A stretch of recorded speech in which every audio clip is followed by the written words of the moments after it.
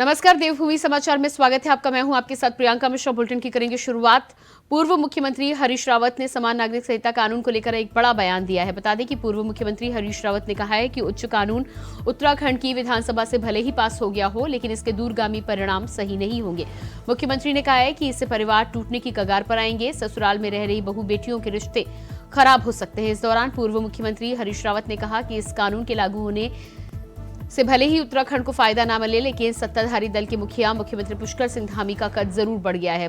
पूर्व मुख्यमंत्री ने कहा कि आप बीजेपी नेताओं की दिल्ली दौड़ बंद हो जाएगी, क्योंकि धामी काका इतने बड़े हो चुके हैं कि कोई भी नेता उनसे बगावत नहीं करेगा।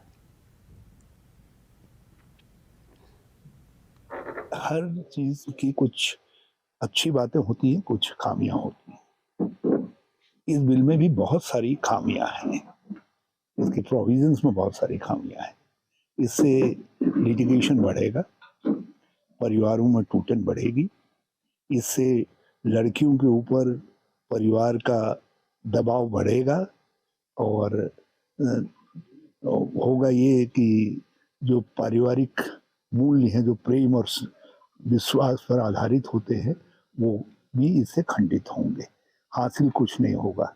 खेती की जोतें और कमजोर होंगी, क्योंकि इससे और ज्यादा बटेंगे। Hello hello hello hello.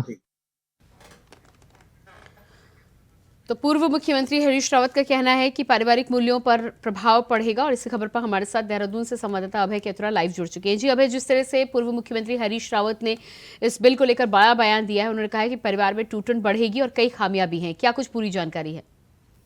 पूर्व मुख्यमंत्री हरीश रावत ने इस समान नागरिक संहिता कानून को लेकर बड़ा बयान यहाँ पर दिया। उन्होंने साफ तौर पर कहा है कि इस कानून के लागू होने से जो सबसे बड़ी दिक्कतें होंगी वो परिवारों के बीच में रिश्ते जो होंगे वो कमजोर होते हुए नजर आएंगे। जिन बेटियों की शादियां हुई है उन बेटियों पर दबाव ज्यादा पड़ेगा कि अपने मायके से उन्हें ज्यादा कुछ लाना पड़ेगा, क्योंकि वहां पर उन्हें पैतृक संपत्ति में अधिकार देने की बात इसमें कही गई है। इसके अलावा भाई भाई के बीच में जो बंटवारे होंगे वो और ज्यादा यहाँ पर बढ़ते हुए नजर आएंगे। पूर्व मुख्यमंत्री ने साफ तौर पर कहा कि कानून में कई तरह की खामियां यहाँ पर है, जिन्हें दूर किया जाना बहुत जरूरी है। और सदन के भीतर जब कांग्रेस के विधायक उन सब चीजों को लेकर सवाल उठा रहे थे और प्रवर समिति के अधीन इस विधेयक को करने की बात यहाँ पर कर रहे थे, तो सत्ता पक्ष की तरफ से उसे स्वीकार नहीं किया गया था। लेकिन आने वाले दिनों में ये कह सकते हैं कि जब इसके समान नागरिक संहिता के दूरगामी जो परिणाम होंगे, वो परिणाम परिवारों के रिश्ते को कमजोर करने वाले यहाँ पर हो सकते हैं। क्योंकि जिस तरीके से अभी भी स्पष्टता इस कानून में दिखाई गई है, वो सीधे तौर पर यह समझा जा सकता है कि सभी लोगों के लिए एक समान नागरिक कानून नहीं कहा जा सकता है। ऐसे में सरकार को अभी भी विचार करना चाहिए, उसमें संशोधन करना चाहिए। संशोधन के लिए सबसे बेहतर होता है कि प्रवर समिति के सपुर्द ये विधेयक को दे देना चाहिए, ताकि जो कमियां उस समय रहते दूर की जा सके।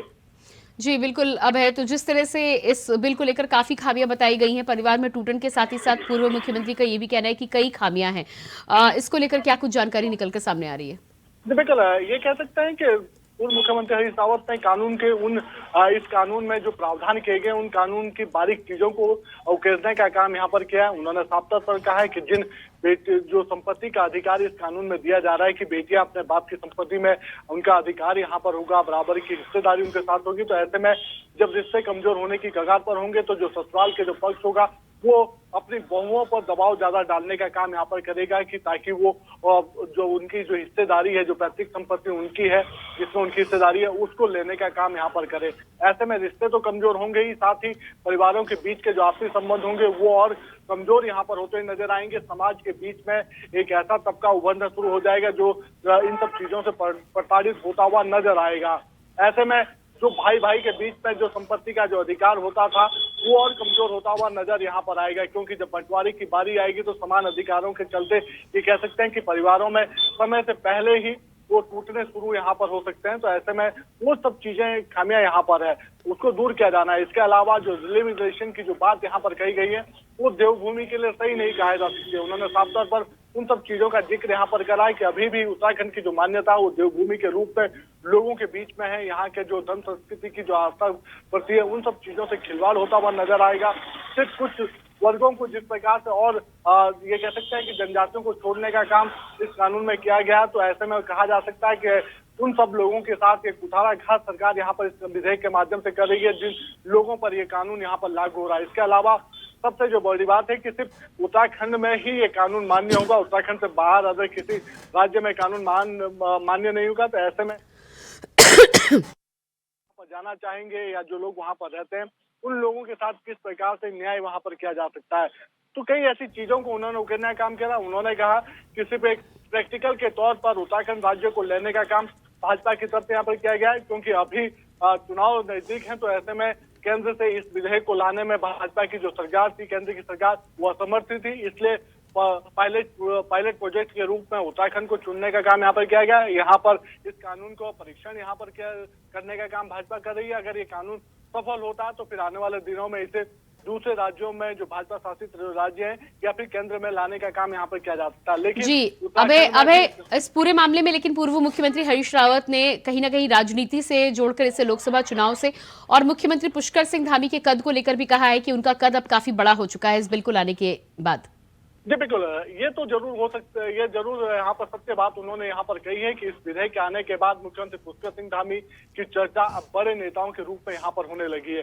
भाजपा के भीतर ही अभी तक ये कह सकते हैं कि जो विधायकों या दूसरे जो वरिष्ठ नेता थे जिनके दिल्ली तक संबंध हुआ करते थे, जो अपनी लॉबिंग वहां पर किया करते थे, अब उनकी दिल्ली दौड़ बंद हो जाएगी, क्योंकि मुख्यमंत्री पुष्कर सिंह धामी का कद इतना बड़ा है कि अब कोई उनसे बगावत यहाँ पर नहीं कर सकता है। क्योंकि जिस प्रकार से वो लगातार यहाँ पर निर्णय एक के बाद एक निर्णय यहाँ पर ले रहे, राज्य के हित में कहें या फिर संगठन के हित के निर्णय कहें, तो ऐसे में उनका कद लगातार बड़ा हो रहा है। ऐसे में भाजपा के जो दूसरे जो नेता है वो मुख्यमंत्री पुष्कर सिंह धामी के सामने बौने होते हुए नजर आ रहे हैं। और जब ये कह सकते हैं कि बगावत की बात आएगी तो कोई भी विधायक उनसे बगावत नहीं कर पाएगा, क्योंकि वो इतने बड़े हैं जो सीधे तौर पर अब दिल्ली में भी उनकी चर्चा होने लगी है। तो मुख्यमंत्री पुष्कर सिंह धामी के लिए तो ये शुभ संकेत पूर्व मुख्यमंत्री हरीश रावत ने दिए कि उनके इस विधेयक के आने के बाद से मुख्यमंत्री पुष्कर सिंह धामी की जो चर्चा है वो दिल्ली तक होने लगी है और उनका जो कद है और बड़ा हुआ है।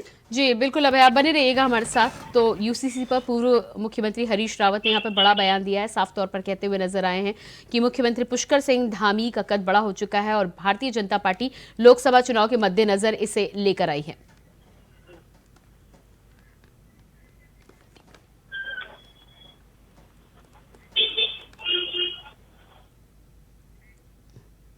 और इसके बाद बात करेंगे अगली खबर की। काशीपुर में बीजेपी के जिला मंत्री के घर पर ईडी की छापेमारी के दौरान ईडी के अधिकारियों ने थाने को सूचना दी कि मौके से 32 बोर के 7 जिंदा कारतूस, एक खोखा बरामद किया गया है। वहीं उन्होंने ये भी बताया कि जिला मंत्री अमित कुमार सिंह इन हथियारों के संबंध में कोई भी कागजात और लाइसेंस नहीं दिखा पाए हैं। जिंदा कारतूस, खोखा कारतूस बरामद होने के बाद पुलिस ने बीजेपी नेता को गिरफ्तार कर लिया है।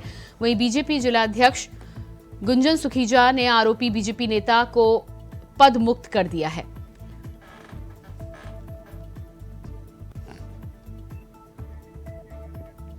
तो पुलिस ने जिला मंत्री अमित कुमार पर कार्रवाई की है। बीजेपी जिला अध्यक्ष के जिला मंत्री को पद से हटाया गया। इस पूरी खबर पर देहरादून से हमारे साथ संवाददाता अभय कैथुरा लाइव बने हुए हैं। जी अभय, जिस तरह से जानकारी निकलकर सामने आ रही है, बीजेपी नेता के घर से 7 जिंदा कारतूस और खोखा बरामद हुआ है, जिसके बाद पुलिस ने जिला मंत्री अमित कुमार को गिरफ्तार किया है। क्या था पूरा मामला? ये बड़ी कार्रवाई ईडी की तरफ से यहाँ पर की गई थी। ईडी की तरफ से भाजपा के जो जिला मंत्री हैं काशीपुर के, उनके घर पर ईडी की छापेमारी वहां पर हुई। ईडी जब अपनी कार्रवाई को वहां पर कर रही थी तो इसी दौरान भाजपा के जो जिला मंत्री अमित कुमार, उनके घर पर 32 बोर के 7 जिंदा कारतूस वहां पर पाए गए। जिस दौरान ये कह सकते हैं कि जब उन सब चीजों से उनसे बाबत पूछा गया तो उनकी तरफ से कोई संतोषजनक जवाब वहां पर नहीं दिया गया। ना ही कोई ऐसे डॉक्यूमेंट उनकी तरफ से पेश किए गए जिससे पता चलता हो कि उनके ये लाइसेंस रिवॉल्वर के या लाइसेंस जो बंदूक रही है उससे जुड़े हुए कोई दस्तावेज उनके पास हो। तो ऐसे में ईडी की तरफ से जब कार्रवाई की गई थी तो उसी दौरान जब कारतूस मिले तो पुलिस को ईडी के द्वारा पुलिस को इन्फॉर्मेशन वहां पर दी गई। जो स्थानीय पुलिस थी उनको सूचना दी गई। पुलिस के द्वारा उन जिंदा कारतूसों के बारे में जब अमित कुमार से पूछा गया तो उनकी तरफ से कोई जवाब नहीं मिला, जिसके बाद पुलिस ने उनको गिरफ्तार कर जो जिंदा कारतूस थे उसके जो आर्म्स एक्ट होता है उसके तहत उनके ऊपर कार्रवाई की गई। उनको गिरफ्तार कर जेल भेजने का काम यहाँ पर कर दिया गया है। साथ ही बीजेपी के जो संगठन है, संगठन की तरफ से भी अमित कुमार को पदमुक्त करने का काम यहाँ पर कर दिया गया है। लेकिन ये समझा जा सकता है कि जिस प्रकार से ईडी की इस कार्रवाई में ये दूसरा पहलू निकल कर सामने आया तो वो सीधे तौर पर चिंताजनक विषय।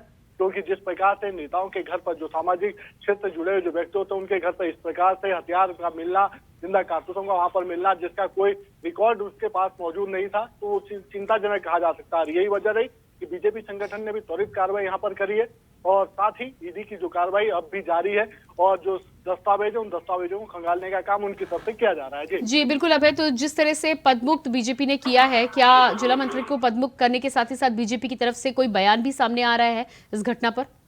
पता चला ये कह सकता है कि बीजेपी संगठन की तरफ से पूरी खामोशी यहाँ पर इस पूरे मामले पर यहाँ पर चुप्पी साधने का काम किया जा रहा है, क्योंकि उनकी तरफ से ये कह सकते हैं कि जो वहाँ के जिलाध्यक्ष उन्होंने अपनी कार्रवाई तो वहाँ पर कर दी, उन्हें जिला मंत्री के पद से उनको हटाने का काम वहाँ पर कर दिया, लेकिन जो इस पूरे संगठन से जुड़े जो उनके या पूरे मामले से जुड़े जो उन सब चीजों से पूछने का काम उनसे किया जा रहा है, तो वो पूरी तरीके से चुप्पी साध रहे हैं। प्रदेश नेतृत्व ने भी उस बाबत चुप्पी यहाँ पर साधी है, पार्टी के जो प्रदेश नेतृत्व उन्होंने भी चुप्पी साधी है। साथ ही ये कह सकते हैं कि जिले के भीतर भी इन सब चीजों को लेकर अब खबरों को ये कह सकते हैं कि इस तरह की खबरों को ना उठाने की बात वहां पर कही जा रही है, लेकिन कार्रवाई के तौर पर ये कह सकते हैं कि उनको पद से हटा दिया गया है और आने वाले दिनों में ऐसे किसी भी आपराधिक रिकॉर्ड के व्यक्ति को पार्टी संगठन में ना रखने की बात बीजेपी के नेता यहाँ पर करते हुए नजर आ रहे हैं। जी बिल्कुल अभय, तमाम जानकारी के लिए बहुत शुक्रिया आपका।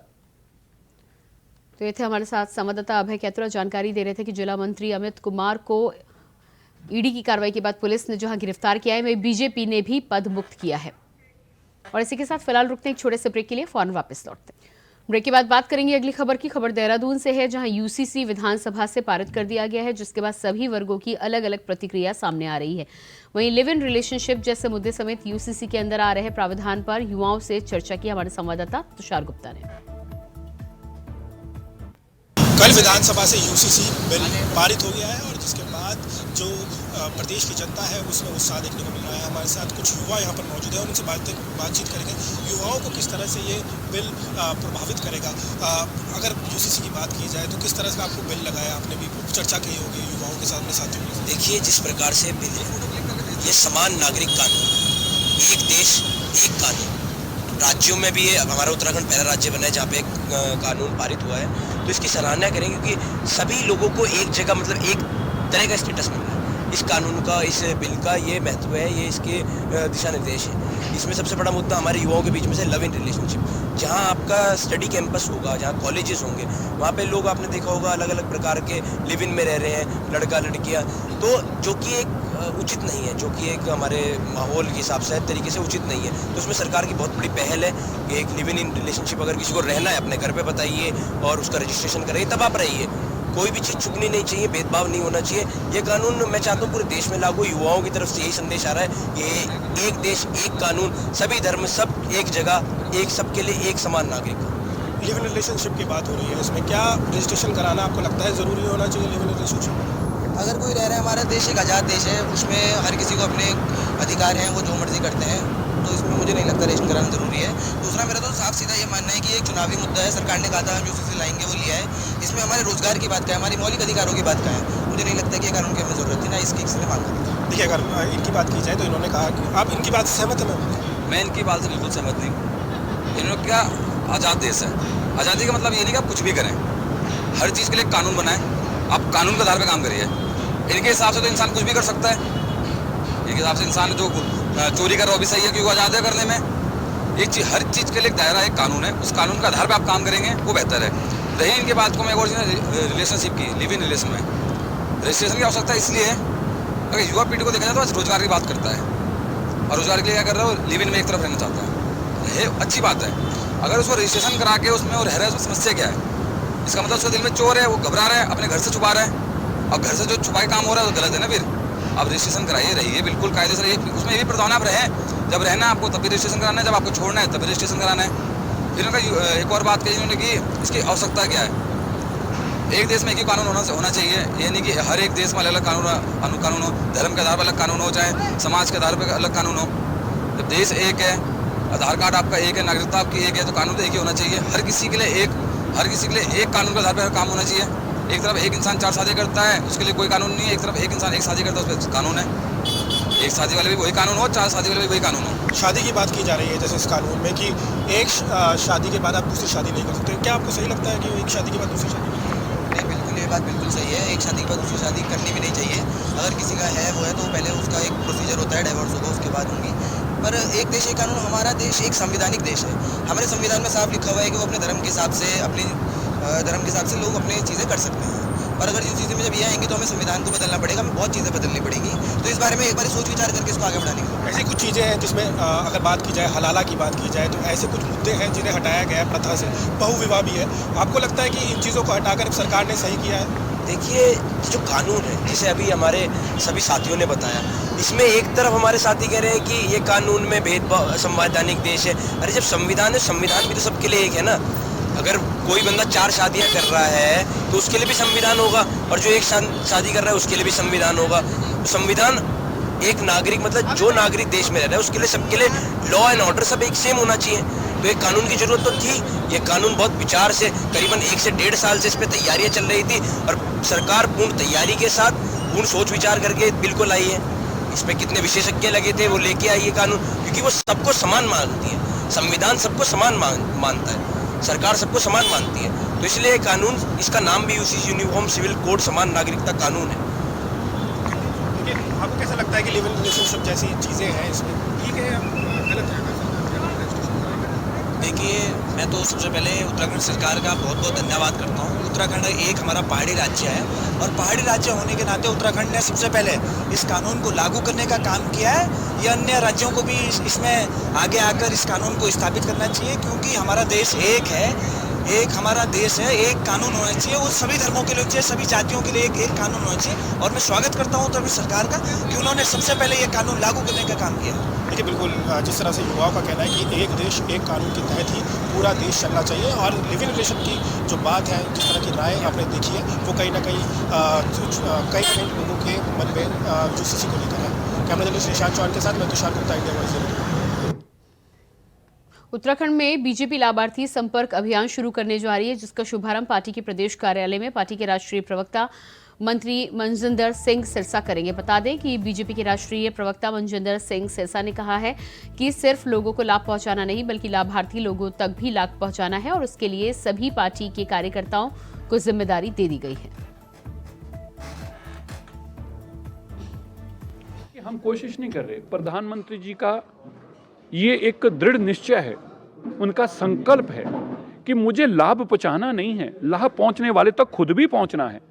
उसको ये महसूस नहीं होना चाहिए कि मेरे को कोई चीज़, मैं लाभार्थी हूँ, मेरे को इसलिए मिली है। उसको ये महसूस होना चाहिए मेरा हक था, और मेरा हक पहुंचाने के बाद पूछने वाले लोग भी आए हैं, क्या तुम्हें तुम्हारा हक मिला है? तुम्हारे हक में और कोई चीज़ की कमी है?